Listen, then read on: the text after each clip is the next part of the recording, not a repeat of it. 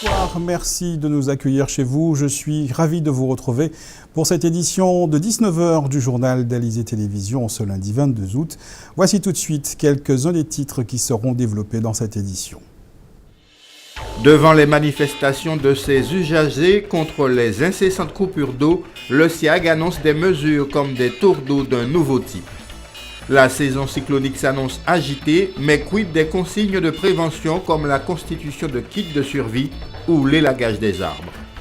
La communauté Riviera du Levant déploie des hotspots Wi-Fi sur son territoire, notamment sur les espaces de grande fréquentation comme les places de mairie ou les plages. Le journal, Roni Nabal. Afin d'alimenter les zones privées régulièrement d'eau potable, singulièrement dans les régions des Grands Fonds, le SIAG a décidé d'impacter l'ensemble de ses abonnés. Le réseau du SIAG devrait être renforcé par une partie de la production de l'usine de Desvarieux au Moule, mais de nouveaux tours d'eau sont tout de même programmés. Des mesures de restriction que la direction du syndicat intercommunal d'alimentation en eau et d'assainissement de la Guadeloupe présentait ce matin à la presse. Reportage Eddy Elatré. Le mécontentement et le ras-le-bol de certains abonnés de l'eau au gosier, il y a une quinzaine de jours, n'avaient pas manqué de marquer les esprits. Ces plaintes et ces réclamations ont finalement entraîné des prises de décision afin d'apporter des solutions provisoires. Au SIAG, si on est conscient des coupures d'eau que génèrent actuellement les travaux de rénovation de l'usine de Déhauteur à Sainte-Anne, il fallait se pencher sur ce dossier en envisageant de se raccorder au réseau de Desvarieux. Nous avons demandé dans un premier temps à la CNGT, avec l'unité de production qu'ils ont à Desvarieux, de nous alimenter en zone limitrophe entre Saint-François et le Moule. Donc cette opération-là est en cours depuis la semaine dernière. Elle devrait se terminer fin de semaine et pour, on espère, le plus tôt possible, puisqu'on est tributaire d'un certain nombre de contrôles de la qualité de l'eau avant de la livrer aux clients.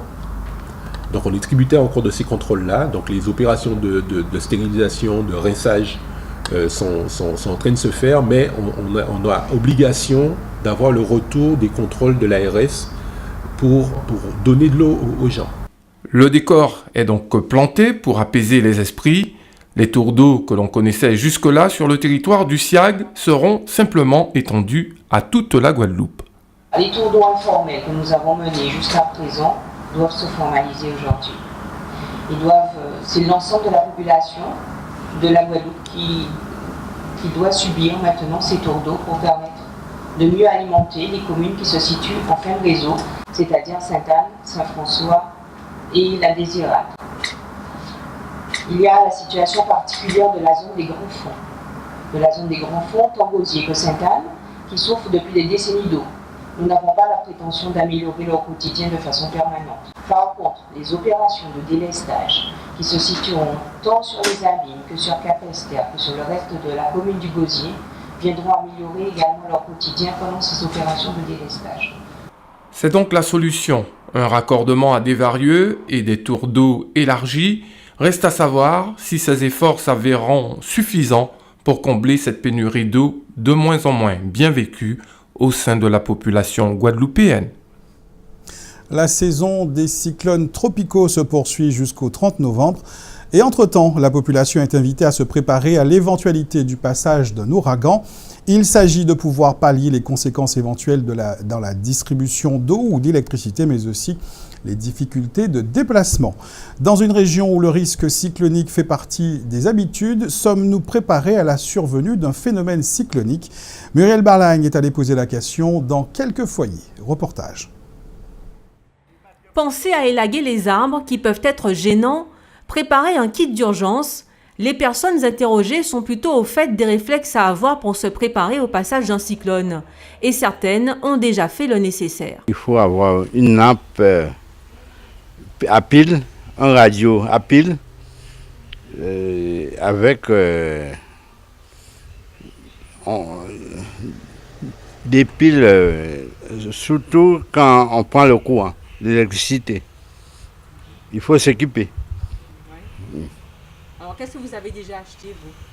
J'ai une pile, la radio, On se fait toujours des petites réserves, surtout d'eau, de nourriture, enfin des boîtes de conserve. Bon, enfin, on ne prend pas des tonnes non plus, mais on a toujours une réserve. Et on fait un roulement comme ça. C'est-à-dire que si on prend un pack d'eau, j'ai toujours au moins 4 packs d'eau à la maison pour on est 2 personnes.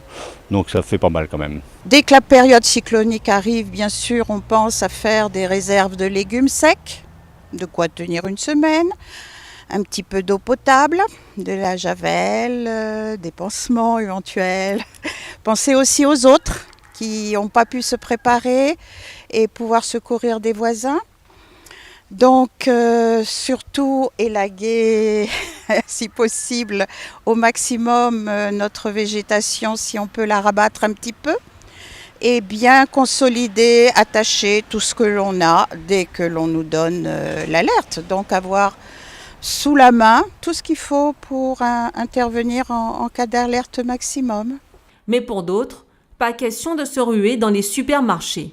On se voit toujours 15 jours à l'avance. C'est-à-dire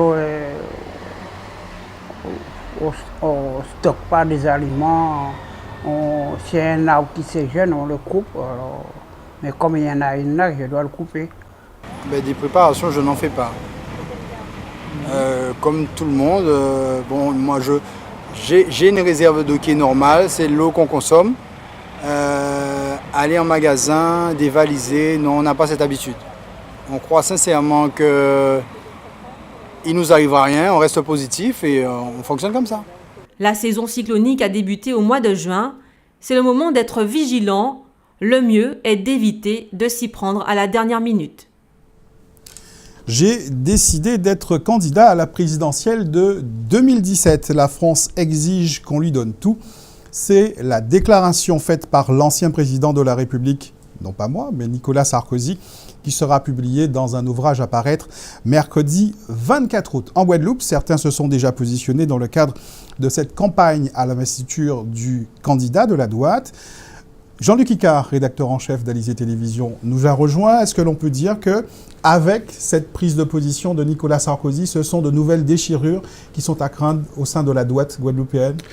Rappelez-vous-en, lors des élections régionales, les ténors de la droite s'étaient scindés en 2 camps. D'un côté, Lucette Michaud-Chevry et Marie-Luce Panchard qui avaient choisi Harry Chalus. De l'autre, Laurent Bernier qui avait conduit sa propre liste avec Sonia Petro, pourtant adjointe au maire de Basse-Terre et devenue depuis la présidente de la Fédération locale des Républicains.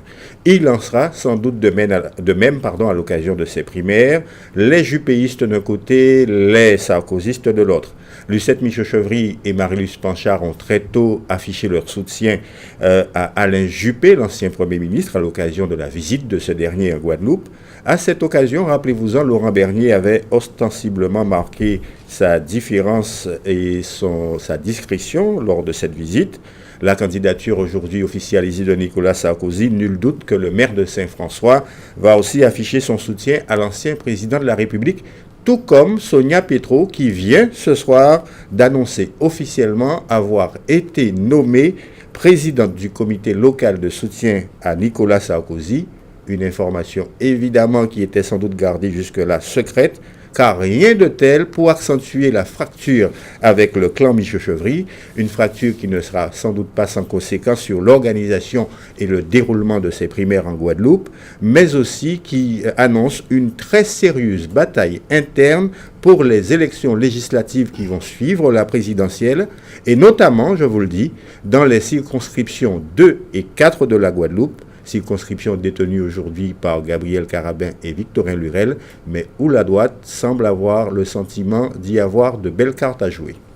Merci beaucoup Jean-Luc pour cette analyse. Nous reviendrons bien évidemment sur cette information dans nos prochains journaux. Parlons politique toujours pour signaler la disparition d'André Constant, l'un des dirigeants historiques du Parti communiste au Martiniquais. Il est décédé aujourd'hui à l'âge de 88 ans. Ce militant communiste de la première heure s'est engagé dès l'âge de 19 ans à l'Union de la jeunesse républicaine de France avant de rejoindre le Parti communiste. Dans un communiqué, le Parti communiste martiniquais exprime ses plus sincères condoléances à la famille de ce militant. À travers la disparition d'André Constant, la Martinique perd un de ses fils les plus valeureux, peut-on lire dans ce communiqué. Rachid Rafa, le présumé djihadiste qui s'était volatilisé fin juillet dernier de la commune de Morne-Rouge, en Martinique a refait surface. Le quadragénaire a été arrêté hier soir par les gendarmes dans la commune où il était placé en résidence surveillée. L'homme se cachait, semble-t-il, dans les bois à proximité des lieux où il résidait et où il revenait pour s'approvisionner en nourriture avant de reprendre sa vie en forêt. Place maintenant à notre tour d'horizon dans l'actualité dans la grande région. À la Dominique, une bourse a été créée par un opérateur privé pour aider une cinquantaine de jeunes dominicains à poursuivre leurs études. Une nouvelle liaison aérienne a été ouverte entre Haïti et la République dominicaine et nous irons enfin en Martinique qui accueillera bientôt des vols directs depuis la ville allemande de Francfort. C'est votre rendez-vous Caraïbes. Pour la première fois, la compagnie aérienne allemande Condor volera à destination de la Martinique. À partir du 6 novembre 2016, Condor reliera Francfort à Fort-de-France via un vol direct, assuré tous les dimanches par la suite. Avec cette nouvelle desserte, la compagnie charter basée en Allemagne élargit son réseau qui compte pour l'heure 17 destinations à travers la Caraïbe. L'information a été publiée par European Aviation. Le premier vol Francfort-Fort-de-France décollera le dimanche pour la Martinique. Le vol retour est programmé tous les lundis matins du Lamentin avec une escale à Tobago avant de relier Francfort. Durée approximative du vol, 9h55. Cette grande première s'effectuera à bord d'un Boeing 767-300 comprenant 3 classes, économie, premium et business. Le site internet du groupe ne manque pas de vanter les mérites de la Martinique et notamment son rhum agricole, les plages, les balades et son île voisine, la Guadeloupe, sont également cités.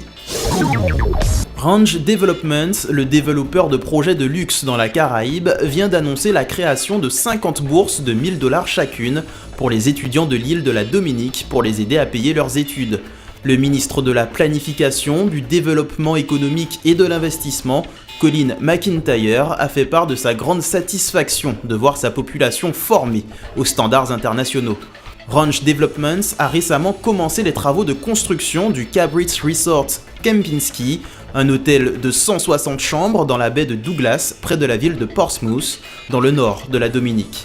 C'est le premier programme d'investissement pour la citoyenneté, comprendre que les investisseurs peuvent obtenir la citoyenneté du pays en achetant des parts sociales dans une société dominicaise pour un montant minimum de 220 000 $ US. Ce montage est très répandu dans la Caraïbe et aux États-Unis et permet d'encourager l'investissement étranger direct. Outre les avantages financiers qu'ils peuvent obtenir, les investisseurs bénéficieront d'un passeport dominicain qui leur permet d'avoir accès sans visa à plus d'une centaine de pays. Pawa Dominicana est devenue la première compagnie à assurer la liaison Haïti-République dominicaine à partir de l'aéroport international dominicain Las Américas. Désormais, les personnes qui voyagent de l'autre côté de l'île, pour affaires notamment, ne sont plus obligées de débarquer à l'aéroport international La Isabela Dr Joaquín Balaguer, situé à 10 km au nord-ouest de la capitale, pour rejoindre Santo Domingo. Le ministre du Tourisme d'Haïti, Didier Hippolyte, informe accueillir à bras ouverts cette nouvelle ligne qui va, selon lui, contribuer un peu plus à repositionner Haïti sur la carte du tourisme mondial. Pour l'officiel haïtien, l'arrivée de la compagnie dominicaine est un grand pas vers la confirmation d'Haïti comme étant une multidestination caribéenne et ouvre la porte à l'essor de son développement touristique. La communauté d'agglomération de la Riviera du Levant, qui intègre les communes de la Désirade, Saint-François, Sainte-Anne et Le Gosier, a pour ambition d'être un territoire intelligent et connecté. Ce territoire entend faire des usages numériques un vecteur d'attractivité et d'utiliser le numérique comme forme renouvelée de l'action citoyenne, Dixit ses représentants.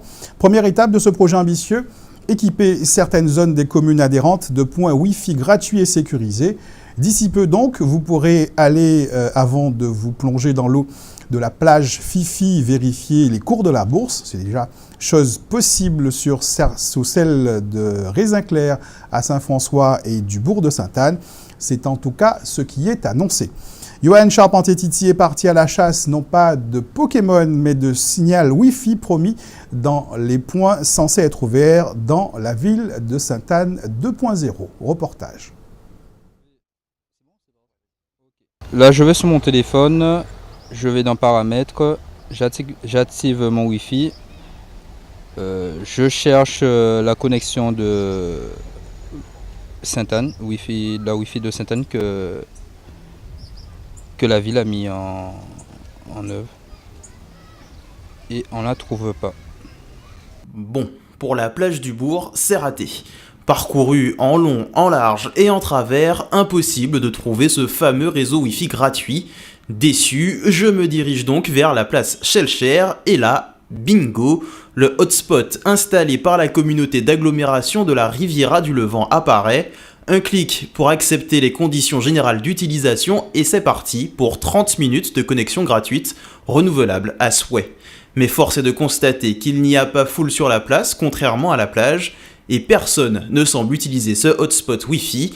Les Sainte-Annais seraient-ils hostiles à la technologie? Oui, je savais déjà qu'on pouvait le faire. Je n'ai pas encore fait, mais j'ai l'intention d'utiliser. J'ai entendu parler de ça par mes potes, mais après je suis pas trop au courant de ça parce qu'en fait, moi, j'ai Internet chez moi. Même sur mon téléphone, j'ai Internet, donc du coup, voilà. Après, bon, si ça peut en faire profiter les autres de la Wi-Fi et tout, donc tant mieux.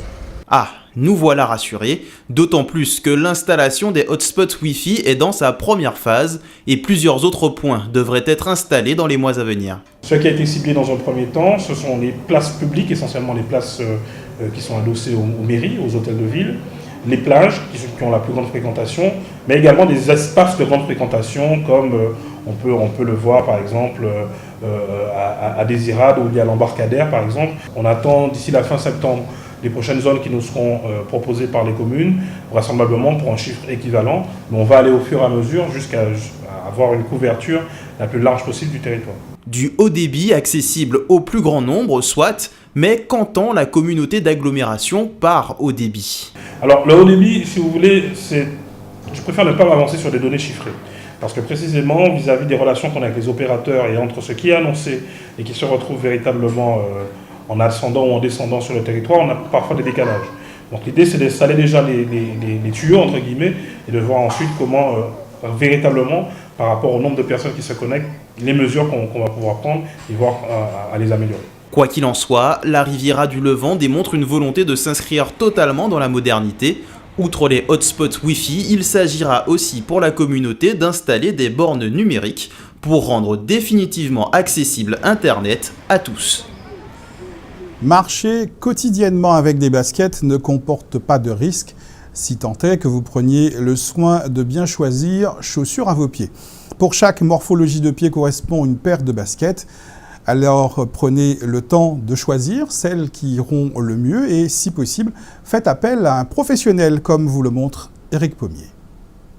En fait, tu vois, la trace que tu as sur ta chaussure là, ça veut dire que ton pied fait ce qu'il veut dans la chaussure. Tandis que là, avec la paire de sandales qu'on te propose, ton pied est mieux soutenu. Mathieu a 16 ans et comme tous les jeunes de sa génération à l'approche de la rentrée, il était de rigueur pour lui de penser à acheter de nouvelles chaussures. Bien sûr, il s'est orienté vers des baskets. Passer voir un expert a été cette fois indispensable. Mathieu a pris conscience de quelques problèmes causés par une chausse, jusque-là aléatoire. Depuis que j'ai commencé à mettre des chaussures, j'ai appris maintenant que les chaussures que je mettais me détruisaient le pied, enfin d'après ce qu'on m'a dit. Notre priorité déjà, c'est de bien comprendre. Pourquoi? Comprendre quoi? De comprendre le pied. Quel type de pied que ces enfants-là ont. S'ils ont un pied plat, s'ils ont un pied creux ou s'ils ont un pied fusio. Fusio, ça veut dire c'est un pied normal. Et à partir de là, on a la borne qui est là, qu'on appelle une plateforme de pression.